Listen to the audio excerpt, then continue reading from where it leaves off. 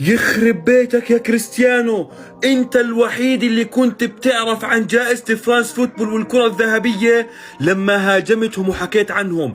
بس من بعدها الكل طلع وحكى انه كريستيانو رونالدو مقهور من ليونيل ميسي لانه حقق جائزة ذا بيست والكرة الذهبية، بس رونالدو هو الوحيد اللي كان بيعرف.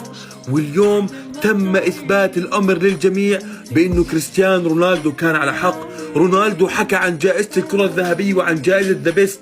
هذه الجائزة بدأت تفقد الكثير من مصداقيتها، وتم إثبات هذا الأمر اليوم لما رودري حصل على جائزة الكرة الذهبية وفينيسيوس جونيور لم يحصل عليها. ما حدا كان عارف عن الموضوع إلا كريستيانو رونالدو. جائزة الكرة الذهبية وذا بيست بدأت تفقد الكثير من مصداقيتها. رونالدو هو الوحيد اللي كان بيعرف عن هذا الموضوع، وفعلا طلع معاه حق.